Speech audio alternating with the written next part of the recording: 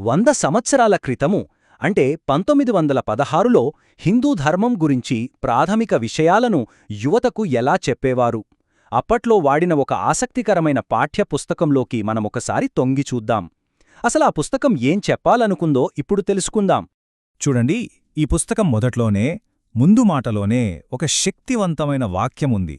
దాని లక్ష్యమేంటో చాలా స్పష్టంగా చెప్పేస్తుంది. అదేంటంటే, హిందువులందరినీ ఏకం చేసే విషయాల మీదే దృష్టి పెట్టాలి. వాళ్ళని విభజించే వాటిని పూర్తిగా పక్కన పెట్టేయాలి. ఎంత గొప్ప ఆలోచన కదండి ఇది. సరే, అసలు సనాతన ధర్మం అంటే ఏంటి?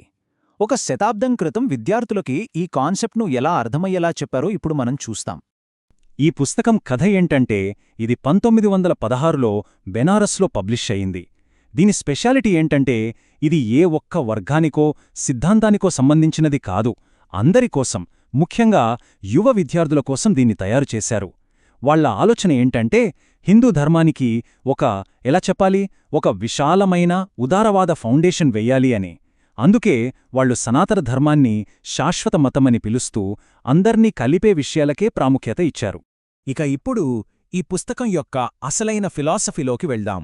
అసలు ఈ సృష్టికి మూలమేంటి, అంతా ఎక్కడ మొదలయింది, ఈ పుస్తకం ఏం చెబుతుందో చూద్దాం రండి.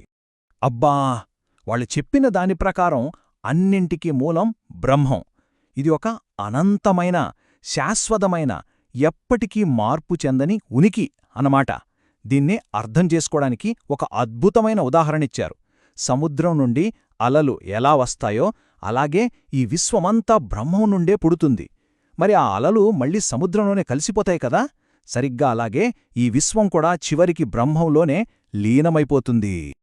ఆ ఒక్క బ్రహ్మానికే 2 స్థితులు ఉంటాయని ఈ పుస్తకం చెబుతోంది. మొదటిది నిర్గుణ బ్రహ్మం, అంటే దానికి రూపం లేదు, లక్షణాలు లేవు, అది ఒక నిరాకార స్థితి. ఇక రెండవది సగుణ బ్రహ్మం, అంటే లక్షణాలతో ఒక రూపంతో వ్యక్తమయ్యే స్థితి. దీన్నే మనం ఈశ్వరుడు అని పిలుస్తాం. ఆ సగుణ బ్రహ్మమే ఈ విశ్వాన్ని నడిపించడానికి 3 రూపాలుగా ఆవిర్భవించింది. వాళ్లే త్రిమూర్తులు. బ్రహ్మ సృష్టిస్తే విష్ణువు దాన్ని కాపాడతాడు, ఇక శివుడు పాతబడిపోయిన వాటిని లయం చేస్తాడు. అంటే ఒకే శక్తి 3 పనులు చేస్తుందన్నమాట. ఇప్పటిదాకా మనం విశ్వం గురించి మాట్లాడుకున్నాం కదా, ఇప్పుడు మనలోకొద్దాం, అంటే వ్యక్తిగత ఆత్మ గురించి. ఈ జీవుడి యొక్క అద్భుతమైన ప్రయాణం ఎలా ఉంటుందో చూద్దాం. ఈ ప్రయాణంలో హీరో ఎవరంటే జీవుడు, అంటే మన వ్యక్తిగత ఆత్మ. ఈ పుస్తకం జీవుడిని దైవంలో ఒక భాగంగా చెప్తుంది. ఎంత మంచి పోలికో చూడండి. ఒక చెట్టు నుండి వచ్చిన విత్తనంలో ఆ చెట్టు లక్షణాలన్నీ ఉంటాయి గదా, అలాగే జీవుడిలోనూ దైవత్వం ఉంటుంది. కాని ఆ విత్తనం పెరిగి పెద్ద చెట్టు అవ్వడానికి టైం పట్టినట్టే జీవుడు కూడా తన పూర్తి శక్తిని తెలుసుకోవాలి. ఈ పరిణామ ప్రయాణం అంటే ఎవల్యూషన్, పునర్జన్మల ద్వారా జరుగుతుందని ఈ పుస్తకం వివరిస్తుంది. ఇది కొన్ని దశల గుండా వెళ్తుంది. మొదట ఖనిజరాజ్యంలో, అంటే రాళ్ల రూపంలో తీవ్రమైన ఒత్తిడి, అనుభవాల వల్ల చైతన్యం మొలకెత్తుతుంది. ఆ తరువాత వృక్షరాజ్యం, అంటే చెట్ల రూపంలో సున్నితత్వాన్ని నేర్చుకుంటుంది. తరువాత జంతురాజ్యంలో ఇంద్రియాలు, మనుగడ నేర్పులు వస్తాయి. చివరిగా మానవ రాజ్యంలో జీవుడు తన గురించి తాను తెలుసుకునే ఉన్నత స్థాయికి సిద్ధంగా ఉంటాడు.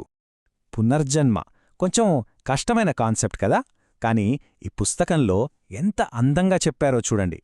ఒక మనిషి పాతబడిన బట్టలు తీసేసి కొత్తవి ఎలా వేసుకుంటాడో, అలాగే ఈ శరీరంలో ఉండే ఆత్మ కూడా పాత శరీరాన్ని వదిలి కొత్త దాంట్లోకి వెళ్తుంది. అబ్బా, ఎంత సింపుల్గా సూటిగా చెప్పేశారు కదా, వినగానే అర్థమైపోతోంది. మరి ఈ జీవుడి ప్రయాణాన్ని ఏది కంట్రోల్ చేస్తుంది? అంతా యాదృచ్ఛికంగా జరిగిపోతుందా? అస్సలు కాదు. దీని వెనుక ఒక పవర్ఫుల్ నియమం ఉంది. అదే కర్మ సిద్ధాంతం. మన తలరాతనెవరు రాస్తారు? ఈ పుస్తకం ప్రకారం మన విధికి మనమే శిల్పులం. ఇది ఏదో అనుకోకుండా జరిగేది కాదు. కర్మ అనే ఒక పక్కా నియమం ప్రకారం జరుగుతుంది.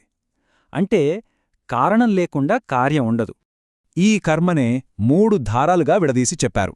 అవి కోరిక, ఆలోచన మరియు చర్య. మీరొక బలమైన కోరికను విత్తనంలా నాటితే భవిష్యత్తులో దానికి తగ్గ అవకాశాలు వస్తాయి. మీరు చేసే ఆలోచనలే మీ క్యారెక్టర్ను, మీ స్వభావాన్ని తయారుచేస్తాయి.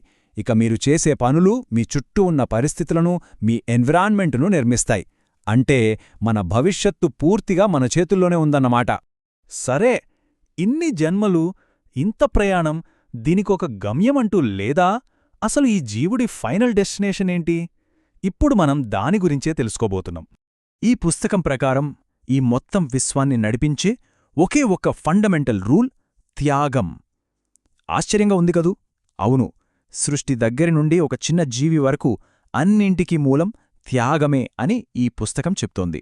ఇక్కడ త్యాగమంటే ఏదో యజ్ఞం చేయడం మాత్రమే కాదు.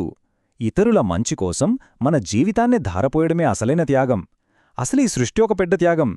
ఆ భగవంతుడు తనని తాను పరిమితం చేసుకుని ఈ విశ్వాన్ని సృష్టించాడు. మనం కూడా మనస్ఫూర్తిగా ఇతరుల కోసం త్యాగం చేయడమే ఈ ఎవల్యూషన్లో ముందుకెళ్లే మార్గం. మరి ఇంత సుదీర్ఘమైన జీవుడి ప్రయాణానికి చివరి మజిలీ ఏంటి? అదే మోక్షం. అంటే పూర్తి స్వేచ్ఛ, సంపూర్ణ విముక్తి. ఈ విముక్తి ఎలా వస్తుంది?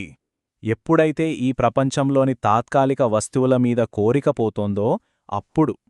ఈ పునర్జన్మ చక్రానికి మనల్ని కట్టిపడేసే కోరిక అనే తాళ్ళు ఎప్పుడైతే తెగిపోతాయో అప్పుడు జీవుడు ముక్తుడవుతాడు, అంటే స్వేచ్ఛ పొందుతాడు. అప్పుడు తీసుకోవడంలో కాదు, ఇవ్వడంలో ఆనందాన్ని వెతుక్కుంటాడు. ఇతరులకు సహాయం చేయడమే తన జీవితంగా మార్చుకుంటాడు. 100 సంవత్సరాల క్రితం రాసిన ఈ పుస్తకం జీవితాన్ని విముక్తి వైపు సాగే ఒక గొప్ప ప్రయాణంగా చూపిస్తోంది. ఇది మనందర్నీ ఒక క్షణం ఆగి ఆలోచింపజేస్తోంది. ఈ భావనల వెలుగులో మన జీవితం యొక్క అంతిమ లక్ష్యం ఏమిటి?